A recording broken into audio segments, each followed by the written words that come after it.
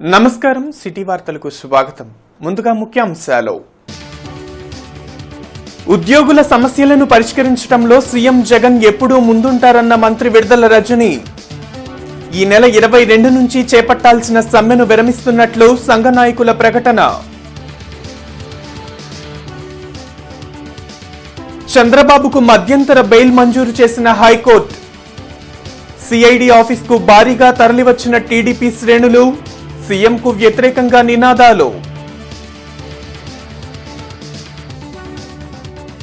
ప్రతి పేదవాడు సంతోషంగా పండుగలు జరుపుకోవటమే చంద్రబాబు లక్ష్యం. నగరంలో పండుగ కానుకలను పంపిణీ చేసిన టీడీపీ నాయకులు మన్నవ మోహనకృష్ణ.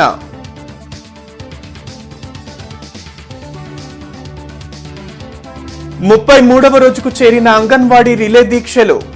సమస్యలు పరిష్కరించాలని డిమాండ్.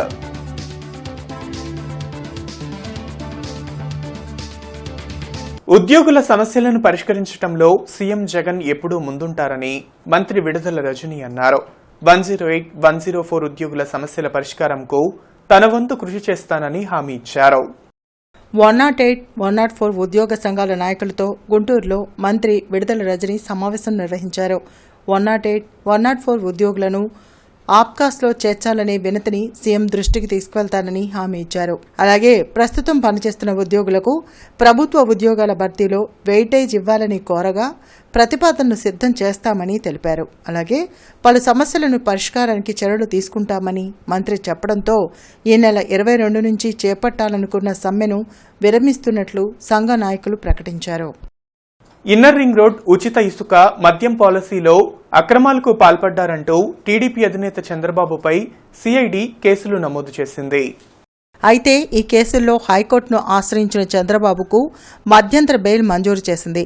ఇద్దరు పూచీకత్తుతో పాటు ₹1,00,000 షూరిటీ ఇవ్వాలని ఆదేశించింది. దీంతో గుంటూరులోని సిఐడి కార్యాలయానికి వచ్చిన చంద్రబాబు మద్యం కేసులో షూరిటీ సమర్పించారు. చంద్రబాబు రాక సందర్భంగా భారీ టీడీపీ శ్రేణులు సిఐడి కార్యాలయం వద్దకు చేరుకున్నాయి. సీఎంకు వ్యతిరేకంగా నినాదాలు చేశారు.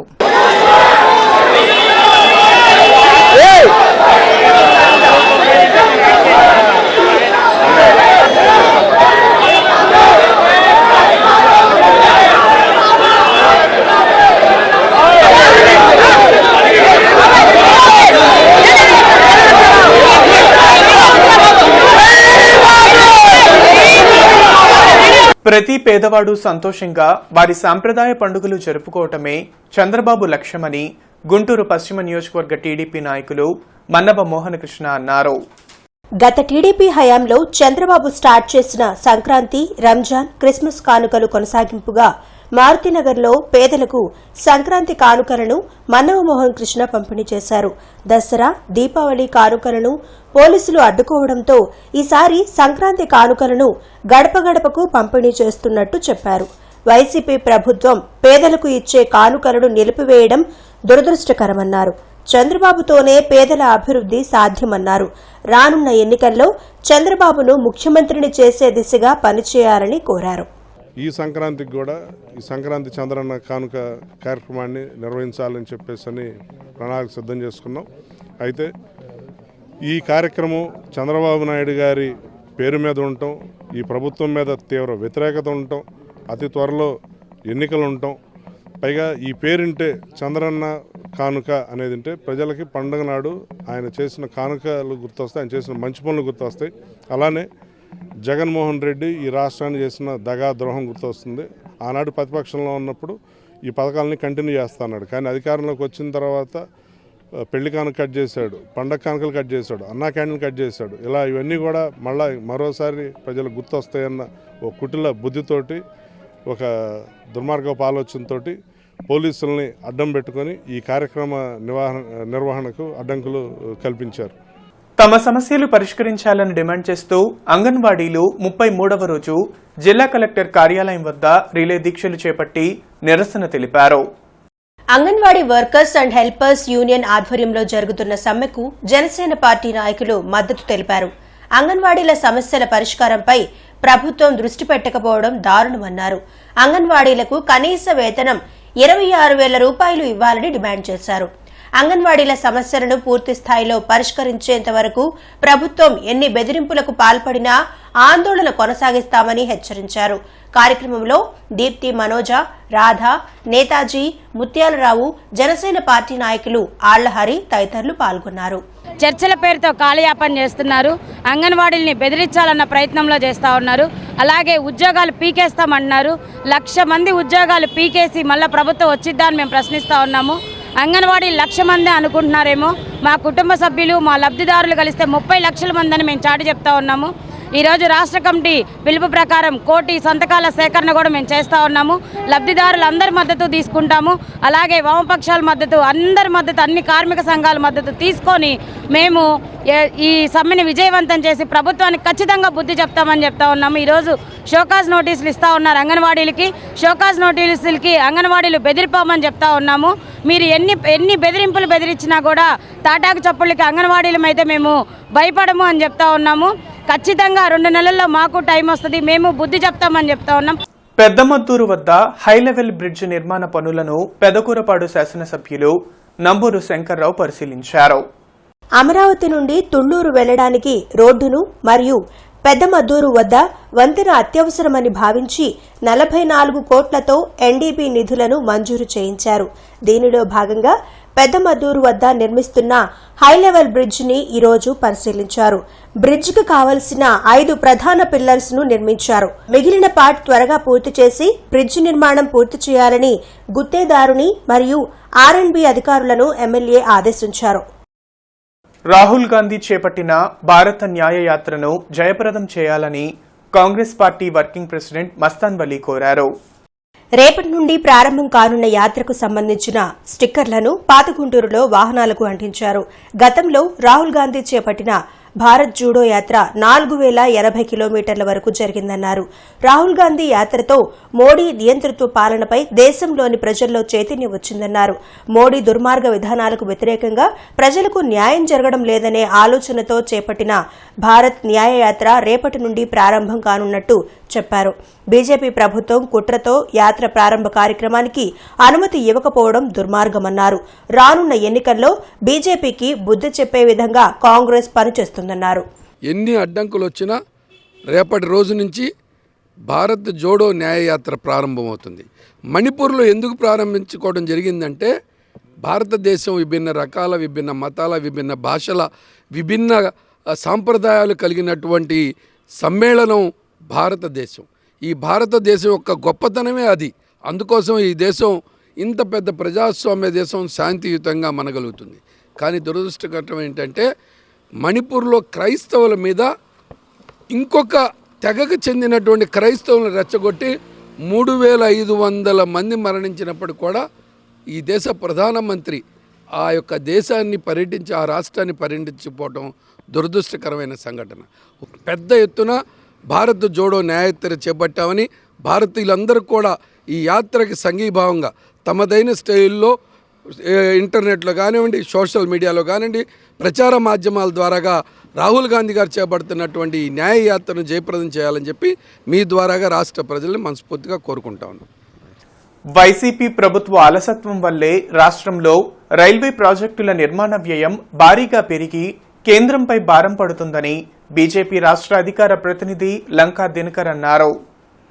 విజయవాడలో దినకర్ మీడియాతో మాట్లాడారు. ముదరవలసలో రైల్వే జోన్ కార్యాలయ నిర్మాణం కోసం ఎంపిక చేసిన స్థలాన్ని రైల్వే శాఖకు బదిలీ చేయడంలో ప్రభుత్వం నిర్లక్ష్యంగా వ్యవహరిస్తుందని విమర్శించారు. ఏపీలో 31 కొత్త రైల్వే ప్రాజెక్టుల పనులు జరుగుతున్నాయన్నారు. కేంద్ర ప్రభుత్వం ఎప్పటికప్పుడు నిధుల్ని విడుదల చేస్తున్నప్పటికీ రాష్ట్ర ప్రభుత్వం తన వాటా నిధులు సరైనటువంటి సమయంలో విడుదల చేయకపోవటం, అసలు ఈ ప్రభుత్వం వచ్చిన తర్వాత గడిచిన 4 సంవత్సరాల్లో అసలు వారి వాటా కింద పెట్టవలసినటువంటి డబ్బుల్ని పెట్టకపోవటం వల్ల చాలా ఆలస్యమయ్యి ఈ ప్రాజెక్టు వ్యయం పెరిగి అది అదనపు భారంగా ప్రజల నెత్తి మీద పడేటటువంటి పరిస్థితి కలుగుతూ ఉంది.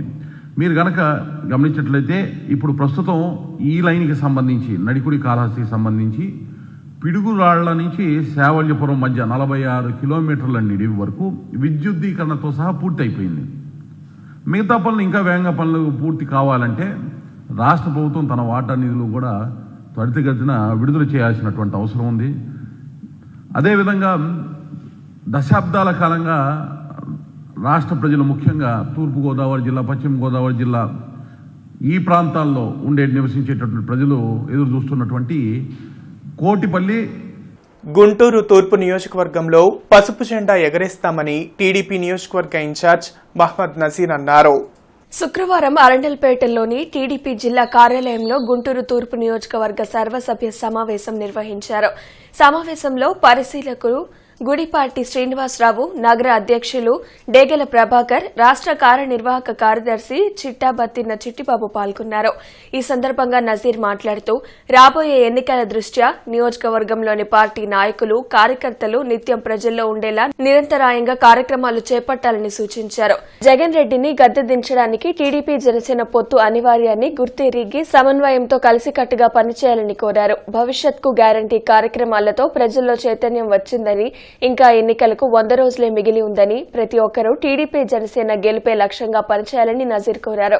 ఈ సభ యొక్క ముఖ్య ఉద్దేశం రానున్న రోజుల్లో తెలుగుదేశం పార్టీని గెలిపించుకుంటూ నారా చంద్రబాబు నాయుడు గారిని ముఖ్యమంత్రిగా చేయడం ఒక ముఖ్య ఉద్దేశంతో ప్రతి ఒక్కరు కూడా కార్యకర్తలు ఎన్నికల సన్నిధం కావాలని చెప్పేసి ప్రతి ఒక్కరు కూడా తెలుగుదేశం పార్టీని గెలిపించుకోవడానికి సైనికుల్లాగా పోరాటం చేసి నారా చంద్రబాబు నాయుడు గారిని ముఖ్యమంత్రిగా చేసుకుంటే రాష్ట్ర అభివృద్ధి భవిష్యత్తు బంగారు వార్తలు ఉంటాయని చెప్పేసి సంక్షేమం. ఎందుకంటే ఏ వైసీపీ నాయకుడిని కదిలించినా ప్రజల్లో ఎక్కడ స్పందన లేదు. జగన్మోహన్ రెడ్డి గారు చేస్తున్నటువంటి విధానాలకి ప్రజల్లో వైఎస్ఆర్సీపీ పార్టీకి స్పందన లేదని చెప్పి వైసీపీ నాయకులు చెప్తున్నటువంటి పరిస్థితులు ఉన్నాయి. సాక్షాత్తు ఎమ్మెల్యేలుగా చేసినటువంటి వాళ్లే ఈరోజు ఎటు వెళ్లాలో దిక్కుతోచక ఆలోచనలు లేనటువంటి పరిస్థితుల్లో కనిపిస్తూ ఉన్నారు. అందుకని రాష్ట్రంలో ప్రజలను ఉద్దేశించి రా కదిలిరా పేరుతో చంద్రబాబు నాయుడు గారు ఒక పిలుపునివ్వడం జరిగింది. ఆ పిలుపుని ప్రజల్లోకి తీసుకుని వెళ్ళాలనే ఆలోచనతో ఈరోజు మా నియోజకవర్గంలో ఈ కార్యక్రమాన్ని సన్నాహక సభలు ప్రారంభించుకోవడం జరిగింది. ఇన్నర్ రింగ్ రోడ్ ఆర్టీఏ కార్యాలయం వద్ద ఉన్న శిల్పారామంలో సంక్రాంతి వేడుకలు ఘనంగా జరుగుతున్నాయి. 4 రోజుల పాటు జరగనున్న వేడుకల్లో పలు రకాల కార్యక్రమాలను నిర్వహిస్తున్నారు. సంస్కృతి సంప్రదాయాలను తెలియజేస్తూ ముగ్గుల పోటీలను నిర్వహించారు. బొమ్మల కొలువుతో పాటు పలు రకాల పోటీలను నిర్వహిస్తున్నారు.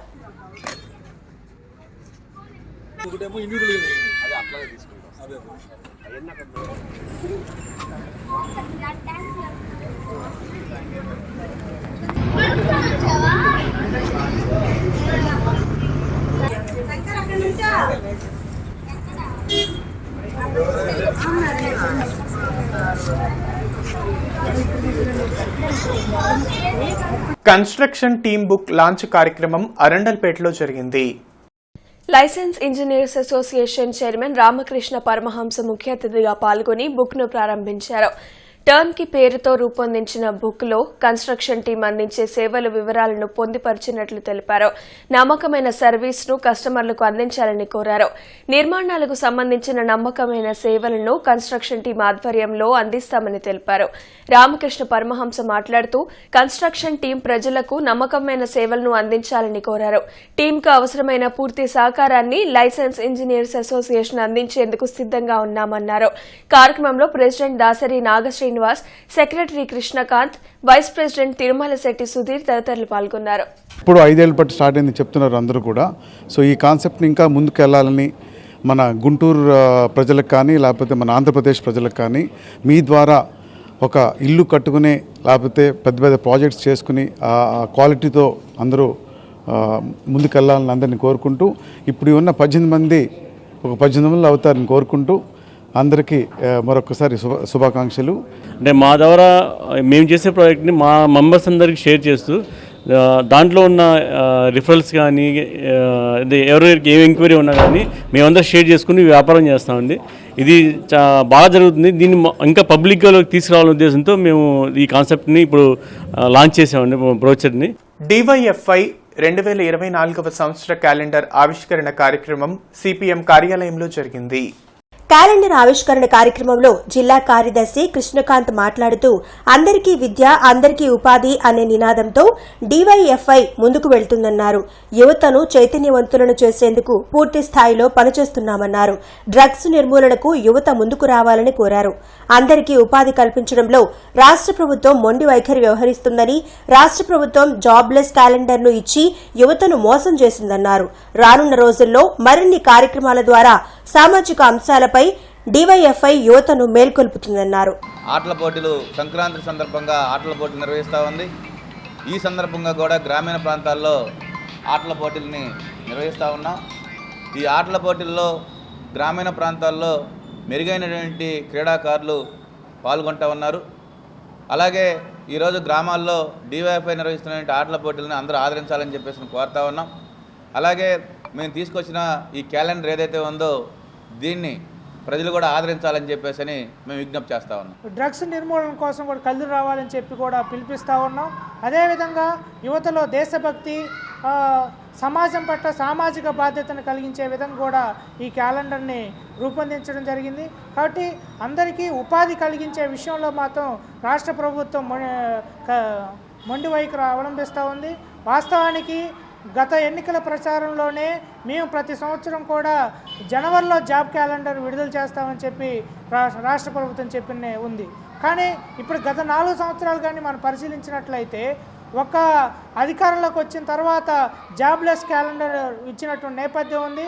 ఆ తర్వాత ఇప్పటి వరకు కూడా జాబ్లు ఇచ్చినటువంటి పరిస్థితి. ఈ నెల 19న విజయవాడలో జరగనున్న డాక్టర్ బిఆర్ అంబేద్కర్ 125 అడుగుల విగ్రహావిష్కరణ సందర్భంగా 19వ తారీఖున లాడ్జ్ సెంటర్ అంబేద్కర్ విగ్రహానికి ఆ రోజు ఉదయం 6 గంటలకు పూలమాలలు వేసి విజయవాడ వరకు పాదయాత్రగా వెళ్లేందుకు భీమ్ సేనా సేవాదల్ ఆధ్వర్యంలో నిర్ణయించారు. ఆసక్తి గలవారు పాల్గొనవలసిందిగా కోరారు. కార్యక్రమంలో మంచాల జోసెఫ్, విప్పర్ల మత్తయ్య, కె లక్ష్మీనారాయణ, సముద్రాల కోటేశ్వరరావు తదితరులు పాల్గొన్నారు. 19వ తారీఖు మరి డాక్టర్ బాబాసాహెబ్ అంబేద్కర్ గారి విగ్రహం ఆవిష్కరణ జరుగుతుంది విజయవాడలో. మరి పెద్ద ఎత్తున ఈ యొక్క కార్యక్రమాన్ని ఎస్సీ, ఎస్టీ, బీసీ, మైనార్టీ వర్గాలందరూ కూడా పెద్ద ఎత్తున పాల్గొని ప్రతి ఒక్కరు ఈ యొక్క అంబేద్కర్ గారి విగ్రహాన్ని విగ్రహ ఆవిష్కరణని అందరూ రావాల్సిందిగా కోరుకుంటున్నాం.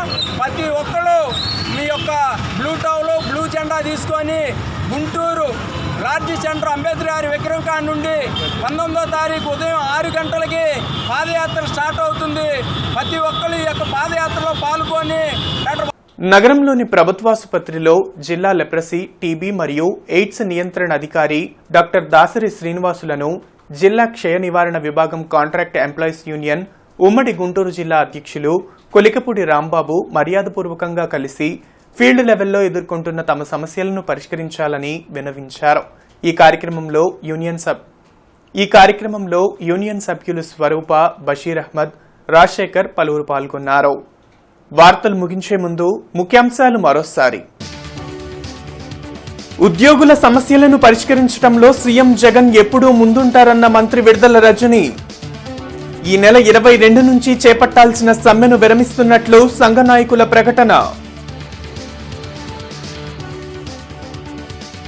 చంద్రబాబుకు మధ్యంతర బెయిల్ మంజూరు చేసిన హైకోర్టు. సిఐడి ఆఫీస్కు భారీగా తరలివచ్చిన టీడీపీ శ్రేణులు, సీఎంకు వ్యతిరేకంగా నినాదాలు. ప్రతి పేదవాడు సంతోషంగా పండుగలు జరుపుకోవటమే చంద్రబాబు లక్ష్యం.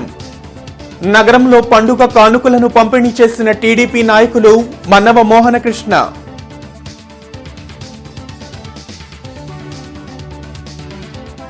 ముప్పై 33వ రోజుకు చేరిన అంగన్వాడీ రిలే దీక్షలు. సమస్యలు పరిష్కరించాలని డిమాండ్.